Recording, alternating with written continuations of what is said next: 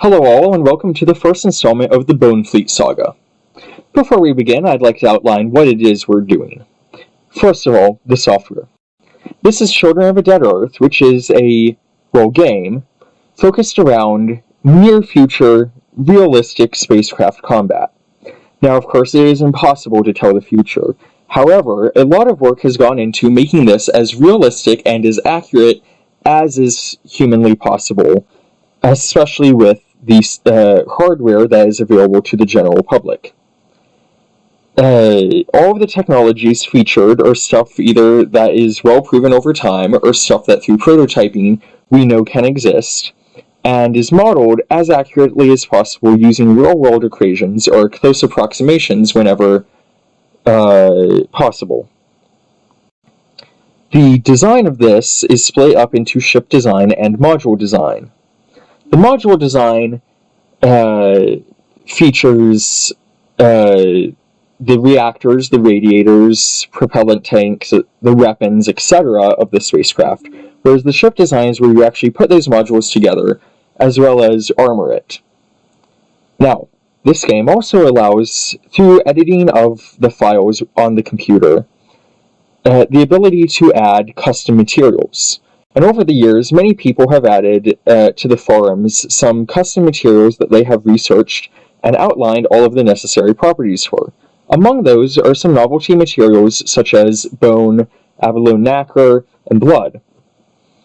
This, combined with some of my own research for some other materials, has led me to believe that I can complete the main campaign of this game using, whenever allowed, modules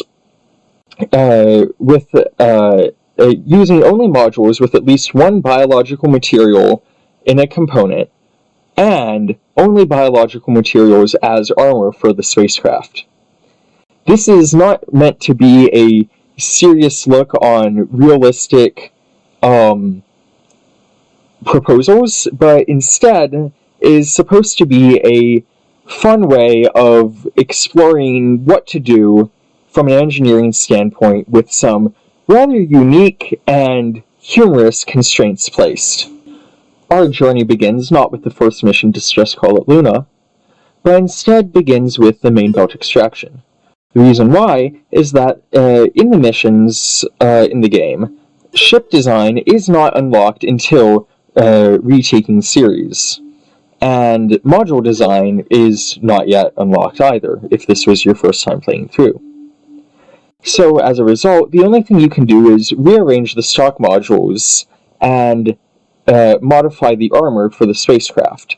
And because Homecoming features no spacecraft with any armor to speak of, instead, Main Belt Extraction is the first mission allowed by the game in which we can actually use biological materials in ships.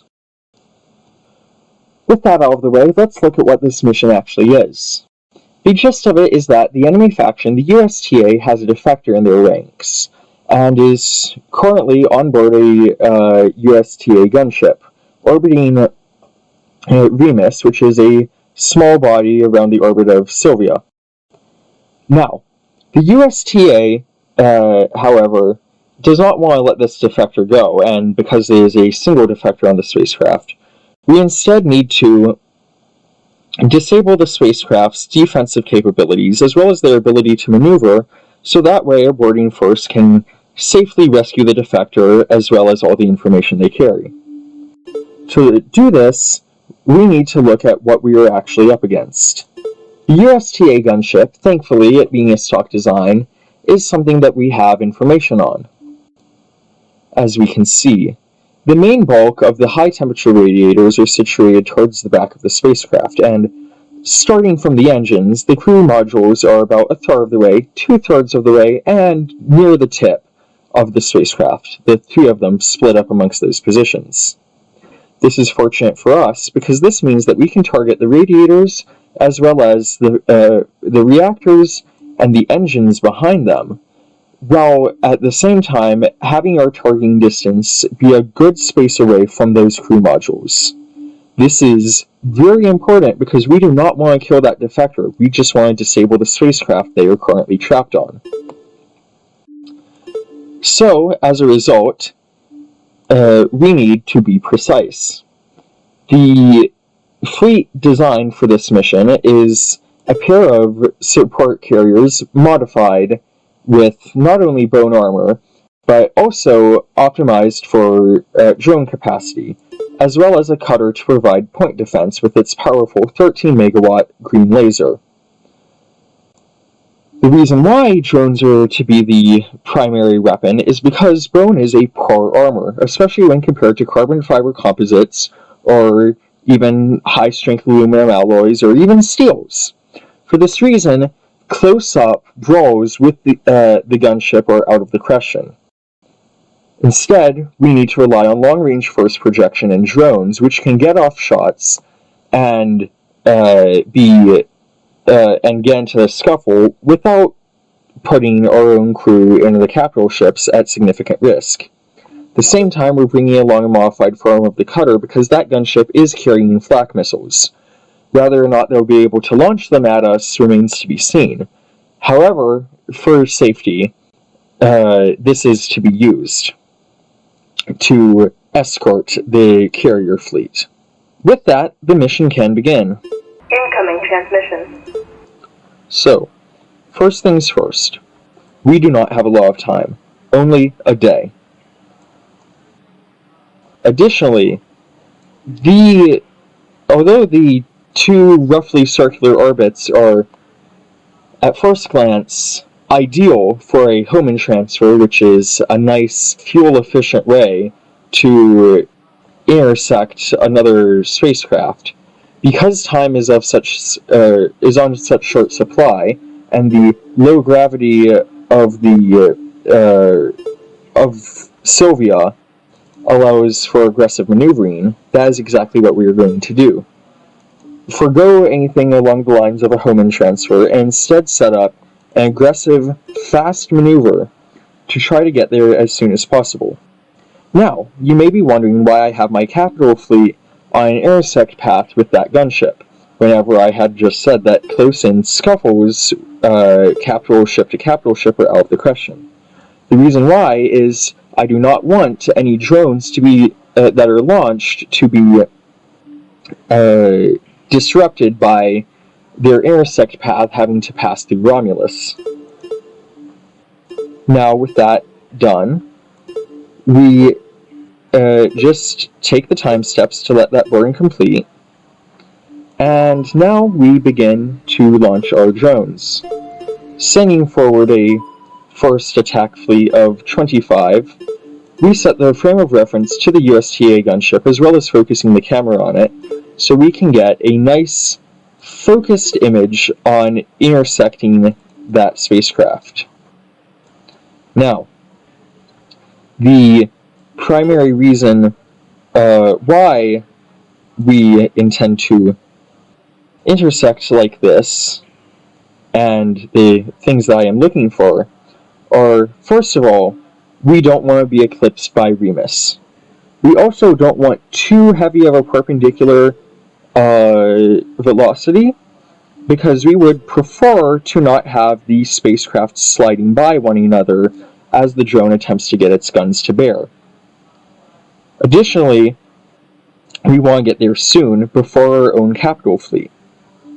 With a decent intercept planned out, the attack begins. We can see that despite best planning, there is still a bit of eclipsing going on, so the drone fleet is moved to try to get around Remus as best as possible.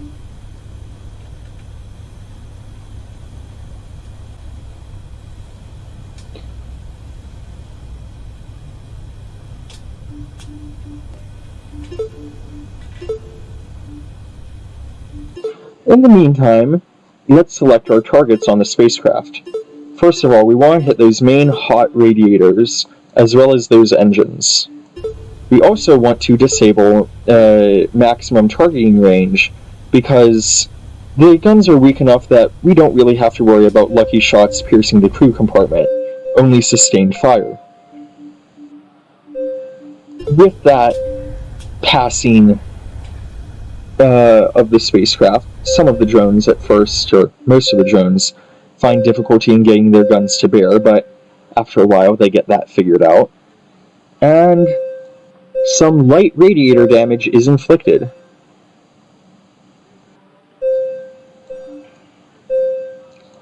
However, as the gunship is burning for avoidance, and the lasers are cutting through the drones, ultimately not a lot of heavy damage is inflicted.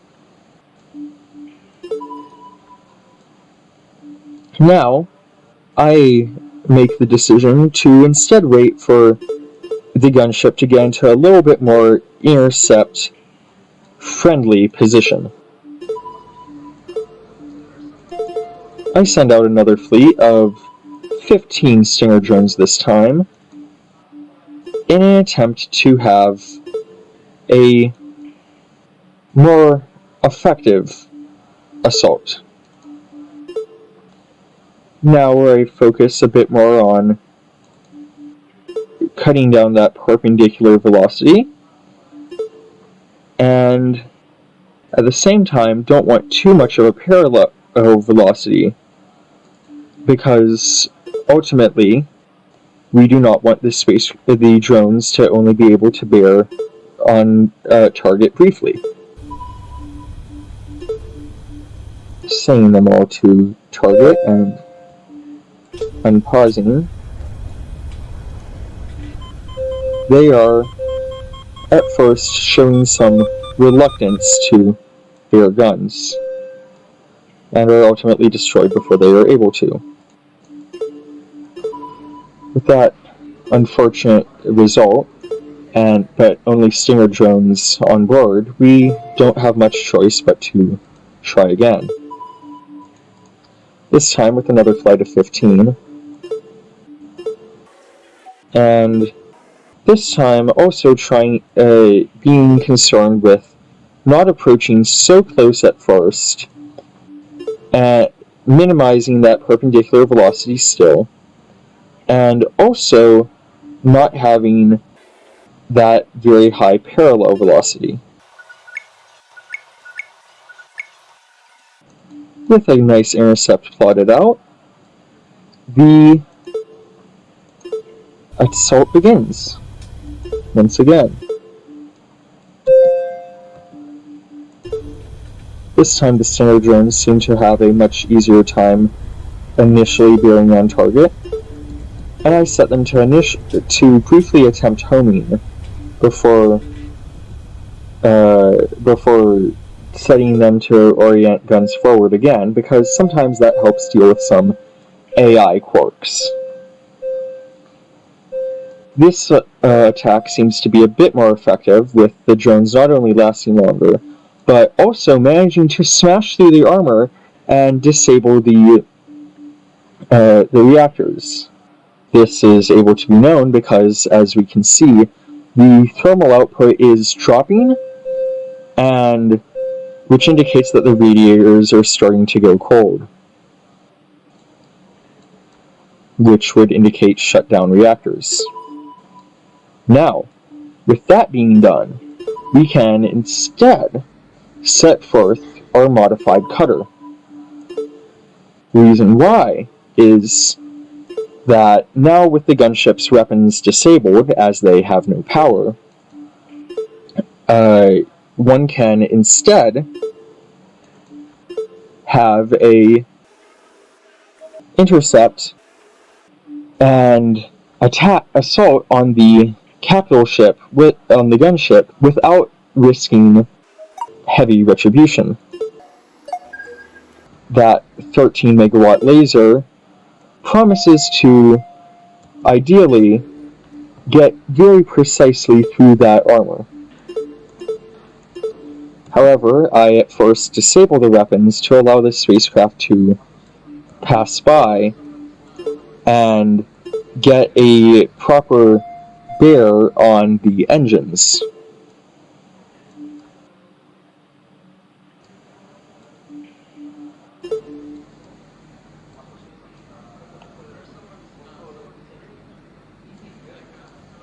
and at the same time also avoid a risky pass with Remus.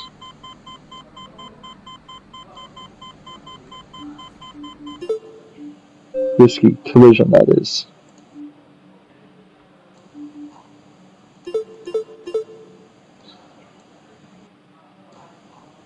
Ultimately, the cutter was unable to escape that collision,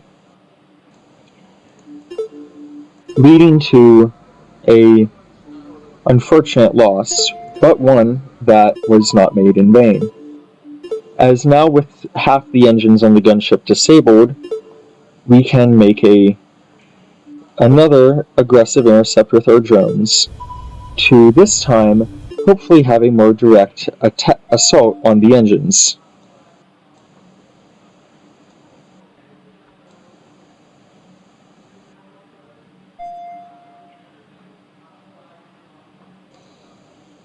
As we can see, that path of fire is slowly arcing towards a more and more perpendicular path to try to cut through that armor and hit the engines, but not without some targeting difficulty on the part of the drones.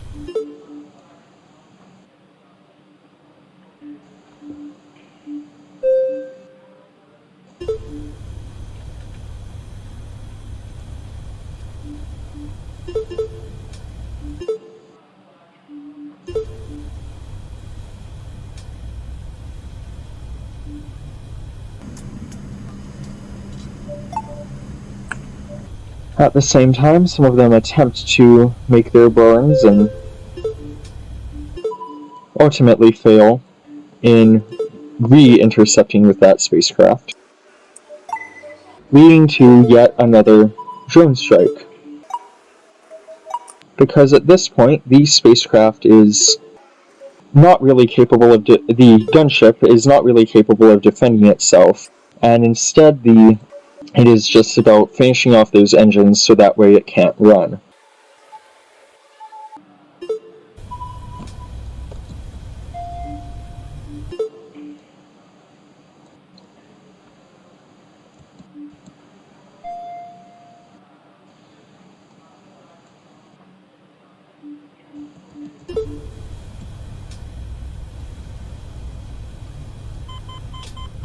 With this intercept made, the spacecraft once again have difficulty bearing guns on target.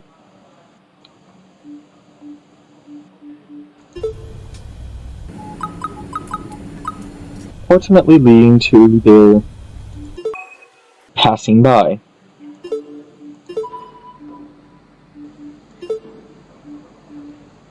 As such, I make the decision instead to attempt to have a more direct launch, actually situating myself in combat to launch their Stinger drones and attempt to knock to have a more ideal targeting solution.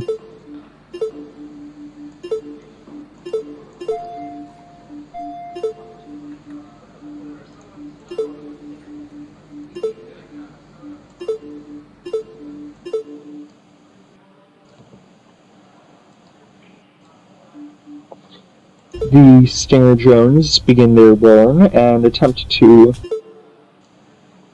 make a pass at the gunship before I reorder them to now just orient broadside and focusing on bearing guns as they pass by.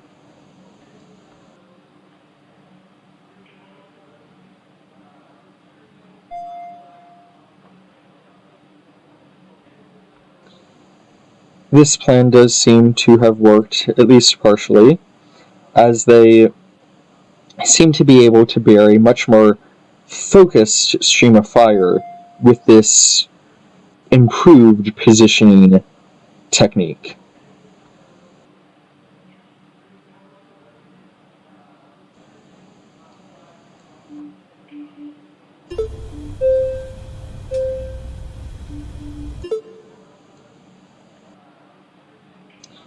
with some of the drones having turned around and are now firing up the tail, hopefully this path will be able to have a more promising hit on those engines.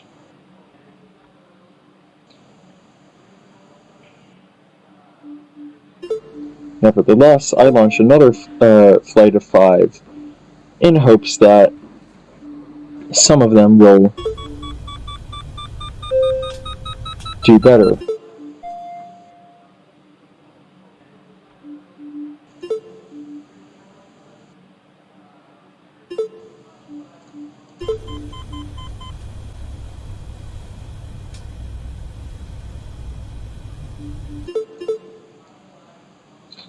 Now, with the spacecraft rotating, an effective firing solution does appear to begin to be possible.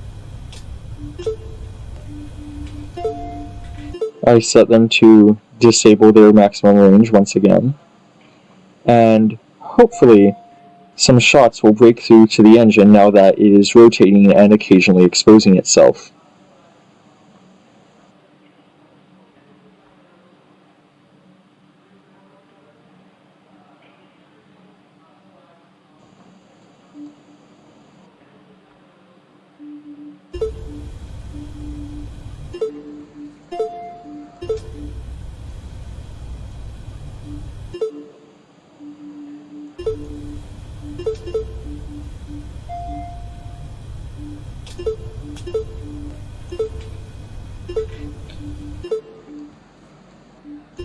Once again, this latest flight of standard drones attempts to attack it, and with the nice slow intercept of my capital fleet, they have plenty of time. Incoming transmission. With that, they manage to gut through the spacecraft and